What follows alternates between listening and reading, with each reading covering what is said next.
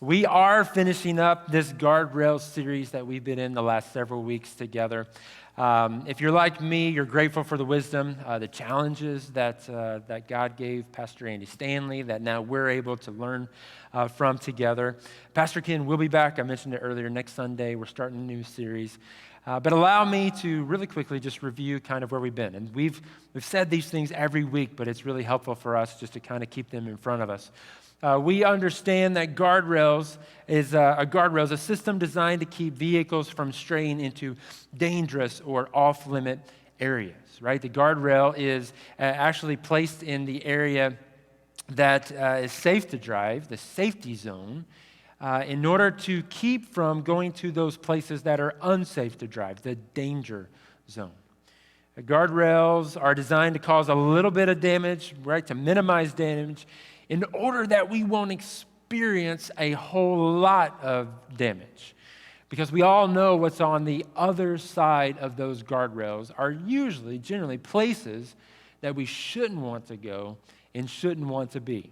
So we've been asking this question this is now week number 6. What would it look like to create guardrails, to establish guardrails in our lives, in different areas of our lives? We've looked at friendships. We've looked at the single life, the dating life, married life, finances, parenting, and so forth, the workplace, right? What would it look like for us to set up these guardrails in the safety zone to keep us from those areas in our life and dealing with those consequences that we know we don't want to have to deal with, right? When we think about this idea, we define guardrail as this: a personal standard, a behavior that becomes a matter of conscience. Right? So whatever area of life perhaps the Lord has been speaking to you, if you've taken that step of setting up that guardrail in the safety zone, what you'll find out sooner or later is the temptation and the tension. We're going to talk about this morning.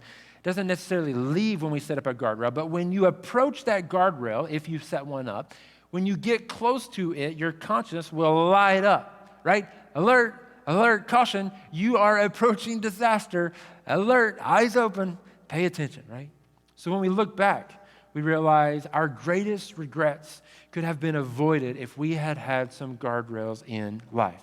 Those consequences that we talk about that we wish we wouldn't have to deal with, right? We look back and there was a decision made and, I wish I wouldn't have made that decision, right? When we look back, we realize if there was a guardrail in place, our greatest regrets, we could have avoided them all together. So today as we wrap up, I want to address maybe a pushback to some of this, well, all of this material, really. And you may or may not have had some of these thoughts or similar thoughts enter your mind, but I think for some people, they hear a series like this, setting up guardrails in the safety zone, and maybe the thought is this: this all sounds great. I mean, a lot of this is just common sense stuff, right? And I really hope so-and-so heard that message, right? Or I can't wait to download that message and give it to my kids in 5 years when they become teenagers, right? You know what I'm saying? Like maybe that's you, right? You think to yourself, this is common. It makes sense. But as for me, I'm not going to be putting up any guardrails. Why? Because in your mind, you're convinced that setting up a guardrail keeps you from something that you want. You think to yourself, I don't want to carry the weight of being a good example. I just want to have fun, right? Or maybe I don't want to give. I really find pleasure in purchasing, right? Or maybe you think to yourself, I don't want to be wise and prudent. I want to date her. I want to date him. I don't want to study. I just want to get an A. And what I have found out, there are ways to get A's without studying, right?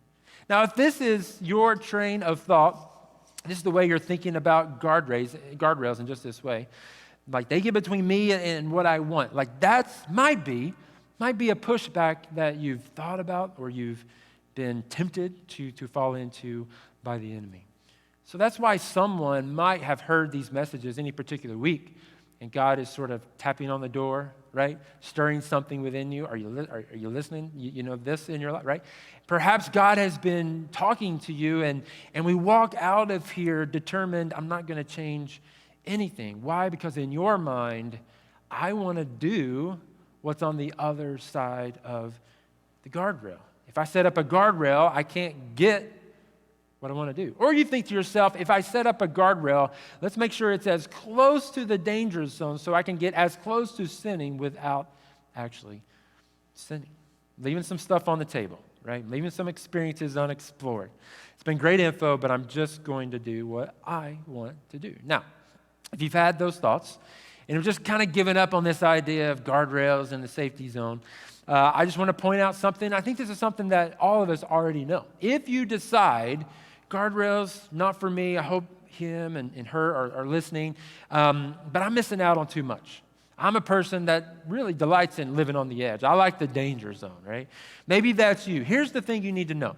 Regardless of whether you have in your life set up a guardrail, the tension that you feel and perhaps have felt these past few weeks, any tension, sort of tension that you have felt in your life will not go away, right? That tension that you are experiencing will not go away. So let me give you an example. If you're married and you decide, you think to yourself, I know the rules, all the social things, yeah, but I'm going to go out with this person, right? Anyway, just because I don't want to set up guardrail in my life. I'm just going to have him or her on the side. That decision doesn't take away the temptation to have a girlfriend or a boyfriend on the side, even when that relationship, hopefully, ends. The temptation and the tension is still there. And unless you set up a guardrail in your life, the tension and the temptation is probably going to be too much to bear. You see, our appetites are never fully and finally satisfied.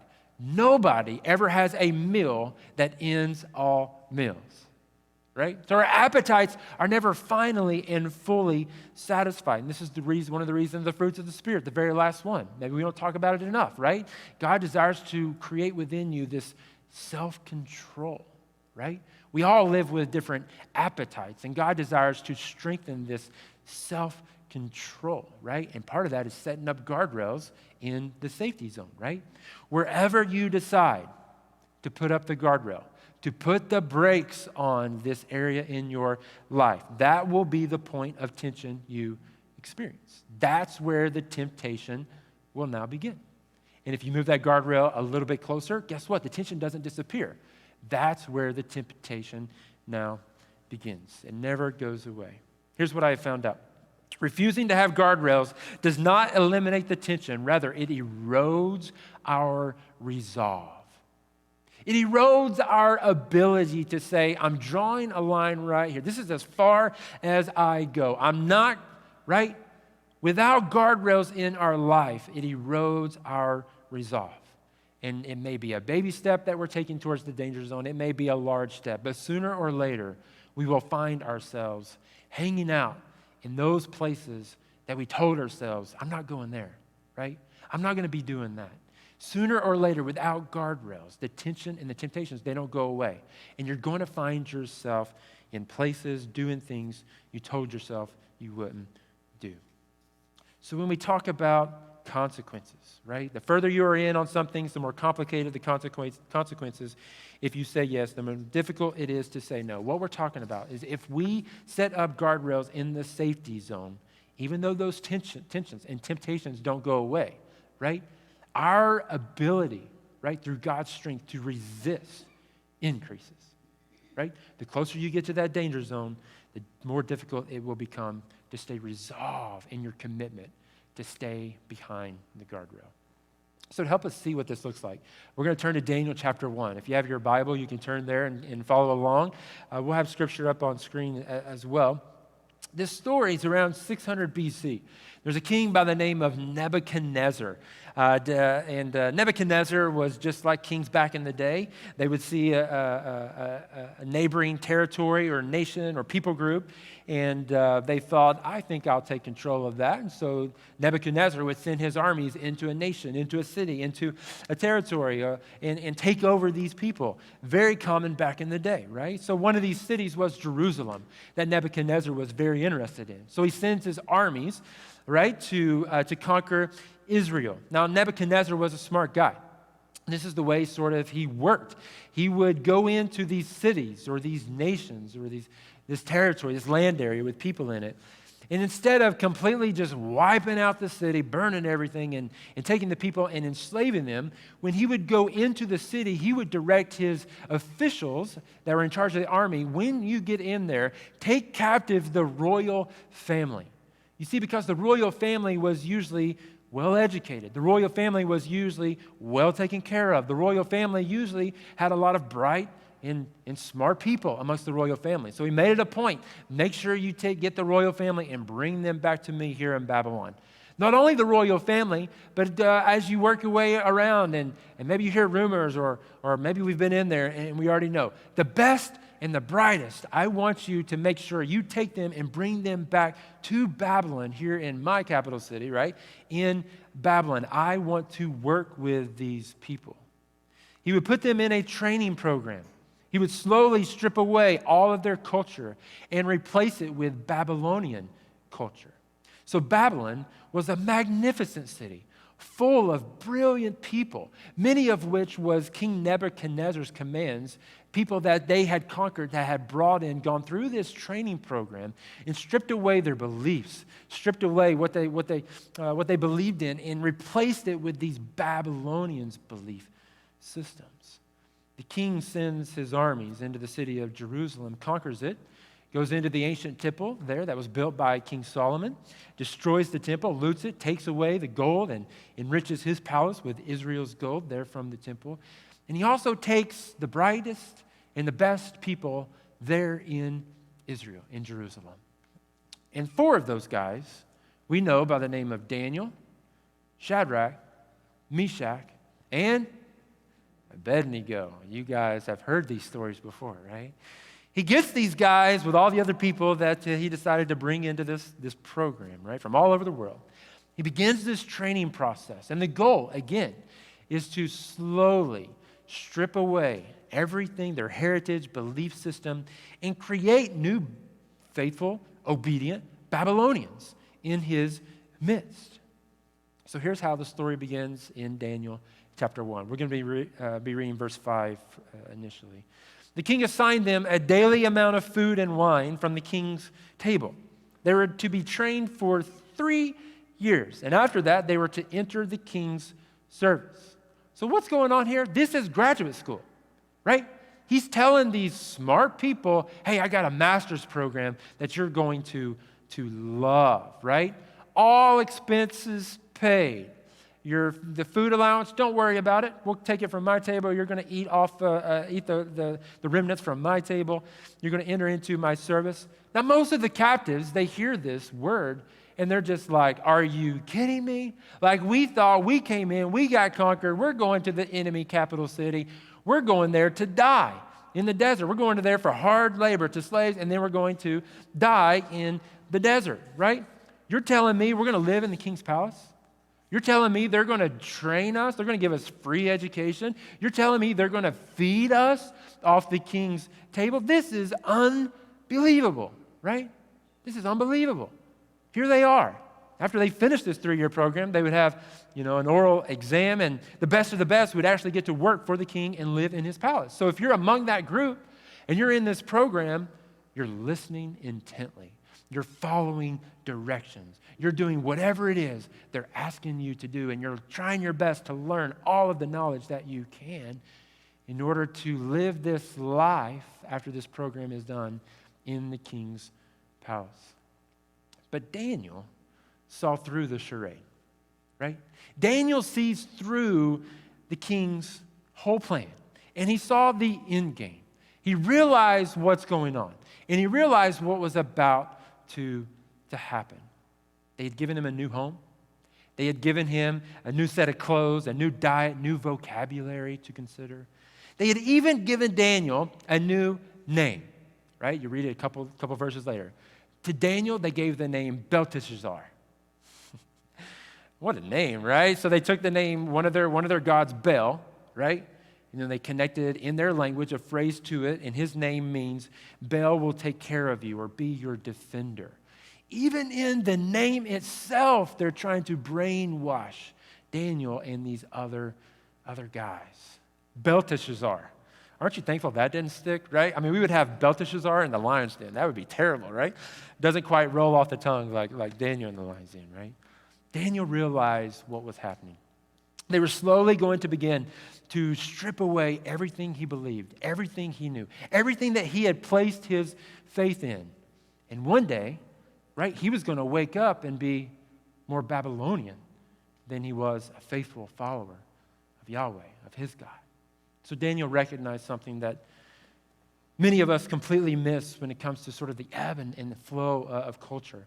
Compromise does not erase the tension. It only weakens our resolve. We think, oh, if I give in, I won't have to worry about the tension. I won't have to worry about this sticky stuff like within me, right?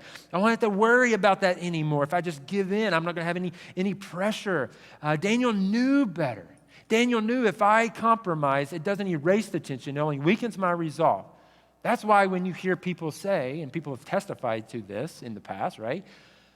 I'm just going to do this one time, right? It's just one time. I mean, what's going to hurt if I just do this one time? You and I both know usually that just one time turns into second time so easily, and a third time, and a fourth time, right? If you cheat once, it's way easier to cheat the second time. Once you cross certain lines of debt and compounding debt, it's just easier to take on more debt, right? Once you compromise with alcohol or recreational drugs, it's just easier to take the next hit. There's so many times that once we have crossed that line, right, the tension doesn't go away, but our resolve decreases. It lessens. Daniel saw this and he realized where it was going. So one day, he realized, I'm going to have to completely abandon everything that I'm about, right? If I continue on this journey, they're going to turn me into something that I don't want to be, right? He realized this. So here's what Scripture tells us. But Daniel resolved not to defile himself with the royal food and wine. And he asked the chief official for permission not to defile himself in this way. Daniel made up his mind in that moment. And he was resolved. Enough is enough. I'm drawing the line in the sand. I'm setting up the guardrail. This is a line I will not cross. Now, we're not told exactly why Daniel didn't want to eat the food and drink the wine, but what we know is this, that he decided, you can push me and keep pushing me, right? You've given me new clothes. You've given me a new vocabulary. You've given me a new name, right? You can push me, but right here, this is as far as I will go. This is what I love about this story, the story that most of us, probably if not all, heard in Sunday school, right? If you grew up in Sunday school, you've heard this story, the story of Daniel. And we know the story ends good for Daniel, right? We think about the story of Daniel in the lion's den, how God showed up and provided in a miraculous way for him in the lion's den. We know how the story of Daniel ends, right? But we need to catch this morning, catch this. This is the challenge for you and for me. Daniel made this decision. Daniel made up his mind before he knew how the story ended. Daniel didn't have the book of Daniel to go reference, right? Daniel didn't have this story to go and see, oh, man, if I make this decision, he's going to show up in the lion's den like this? Whew, this is easy, right? No. This is not an easy decision for Daniel. He doesn't know the end of the story. He doesn't know about the fiery furnace. He doesn't know about the lion's den yet. Remember, he's a young guy away from home in an enemy territory, in a program that is, most of the people in the program, I'm sure, are like, just keep your head down, focus, we can do this, we can make it through, right? He's in this program. He's a young man away from home around the most powerful people in the world. It's not an easy decision. King Nebuchadnezzar finds out that Daniel has this rebuff against this command to, not a command, but this offering, right, of this food and this wine. King Nebuchadnezzar, he's not going to be happy about hearing about Daniel and these other guys that aren't interested in his food and his wine. But Daniel resolved not to defile himself. He made a decision, set up a guardrail before he knew the end of the story. Why did he make this decision, right? Because he could predict the end of the story if he didn't set up the guardrail, right? Daniel didn't know what that decision, the implications for the rest of the story, right? But Daniel knew, if I don't set up this guardrail, if I don't draw the line in the sand right here in the safety zone, right? Daniel could predict where his story was headed, right? So he went to the chief official, one of the officials of Nebuchadnezzar's army, and he's like, look, me and my guys, we're not going to eat the food and drink the wine from the king's table. And I know this might be a problem, but this is as far as we're going to go. Drawing a line, right? We're not going to do it. We're not going to do it. And the chief's official's like, are you kidding me? Are you kidding me? Like, the king is going to have my head, right? He finds out, right? Well, you can't do this. But we get this inclination that this chief official and Daniel and these guys, there was something special and unique about them, right? Because the chief official's like, are you kidding? I can't do this. But it's almost as if the chief official says, do you see that guard over there? Wink, wink. You can go talk to the guard, right? So Daniel goes over and he talks to the guard and he's like, look, we're not going to eat this food and we're not going to drink the wine from the king's table. Daniel says, just give us 10 days. Give us 10 days. Will you give us 10 days and we'll see after 10 days if we need to strike a new deal, if we need to give up on this deal, whatever. Give us 10 days. Let's come back together and let's just see what happens. And the guard says, deal. We can do it, right? We can do it. And this next verse is sort of the game changer for everybody, right? In Daniel chapter 1, verse 9, it begins with these two words, now God, right? Now God. It's so important when we're evaluating our guardrails and thinking, am I going to do this? I'm going to miss out on so much. The danger zone, I see other people hanging out in the danger zone, and it looks a whole lot of fun, right? I'm going to be missing out on a lot if I set up this guardrail. What are people going to think? Right, my circle of friends, the guys at work, the ladies in my crew, what are they going to, they're going to come in and be like, what? You're doing what? You're not going to go here anymore. What? You're not going to buy what? You're going to start doing, they're going to think I am crazy. In whatever area of life it is that perhaps God has been stirring within you, perhaps a desire to plant and establish a guardrail, wherever that tension is for you, let me encourage you. Do not forget the now God part. Now God part. The now God part is what that is God using those guardrails in our life to not only protect us, but God uses those guardrails when we say enough is enough. When we plant those guardrails in our life, they protect us. God uses them to also direct us, right? And direct our lives. We talked about this the first week in our series. They don't just protect us, they also direct us. Because what happens from this point on in the story, and because of Daniel's resolve, in a moment, a decision where tension and temptation was present, Daniel makes this decision, and because of this decision and his resolve, we know the rest of the story.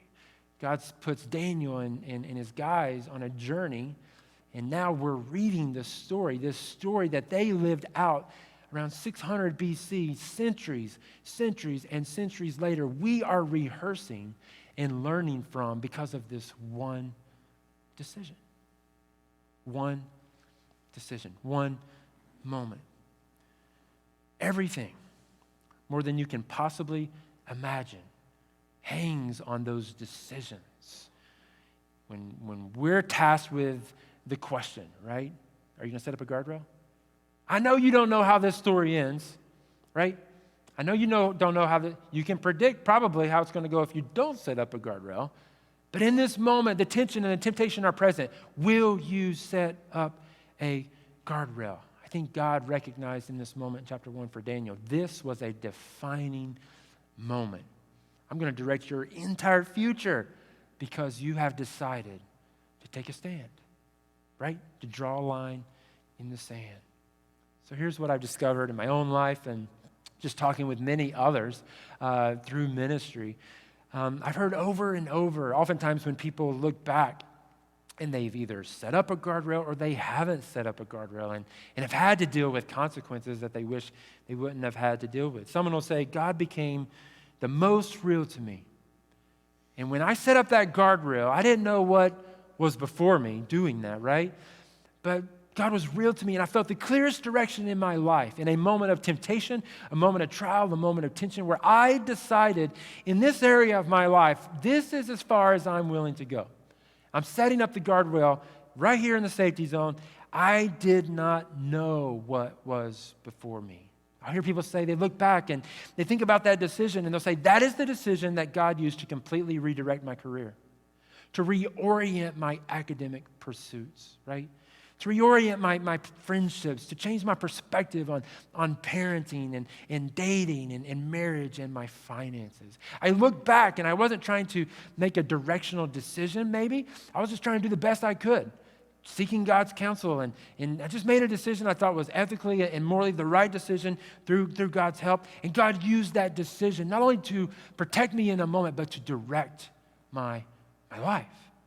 Daniel had no idea that that's what hung in the balance with that one decision.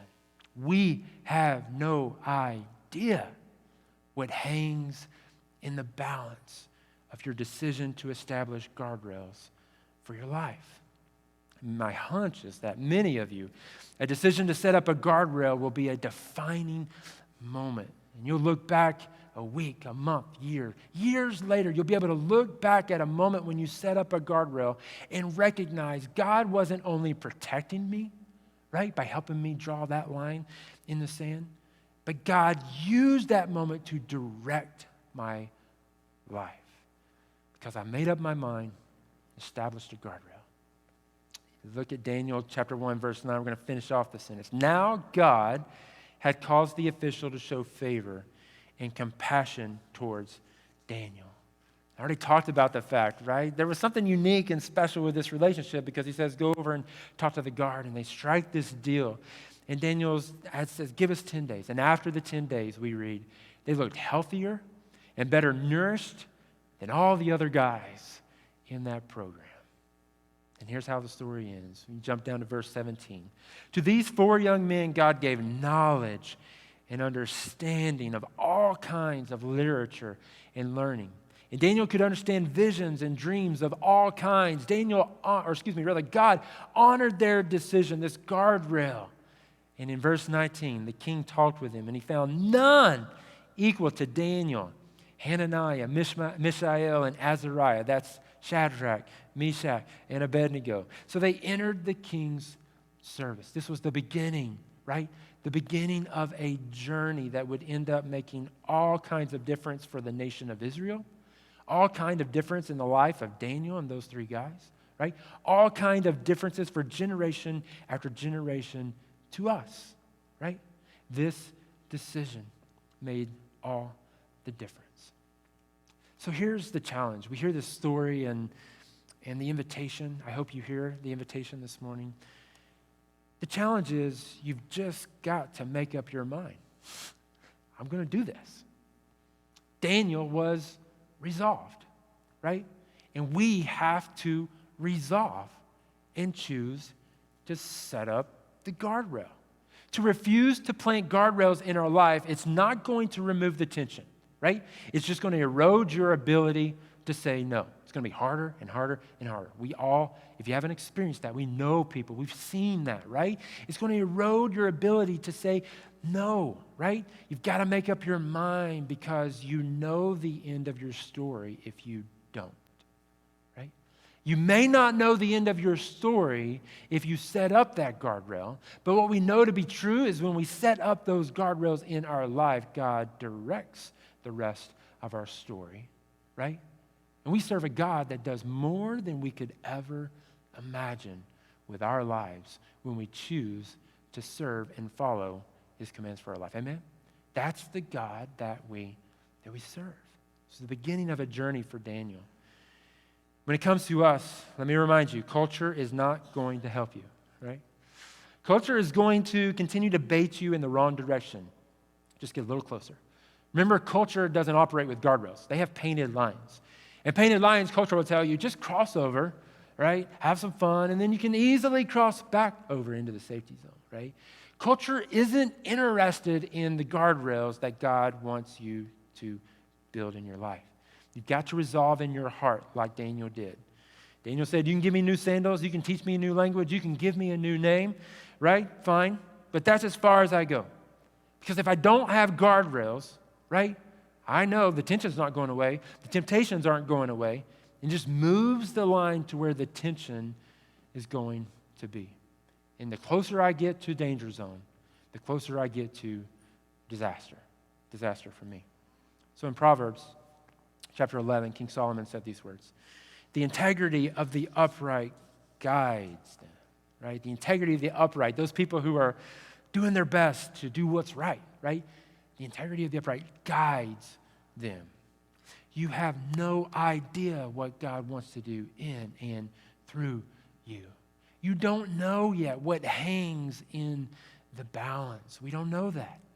We have so much potential in this room. We have all ages present in this room this morning, right? Young people who are starting middle school or starting high school or getting ready to graduate high school and start college or starting college or getting ready to graduate college. So much potential in our young people here at Restoration. But potential doesn't rest only on those who are younger. Maybe you're brand new to a company, starting a new job, expecting a promotion soon, getting ready to retire, getting ready to welcome a grandbaby, or maybe a great-grandbaby is on the way, right? Wow!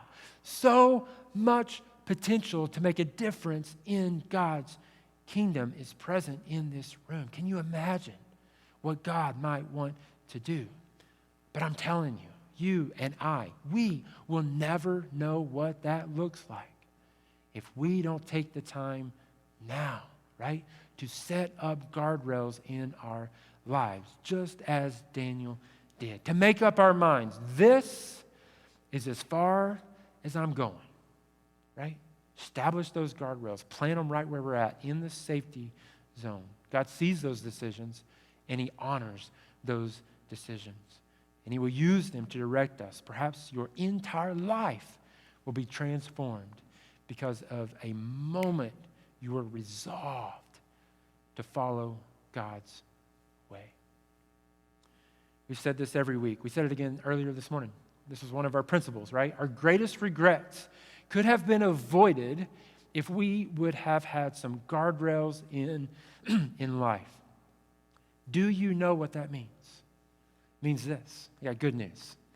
That means future regrets can be avoided altogether if you'll establish some guardrails.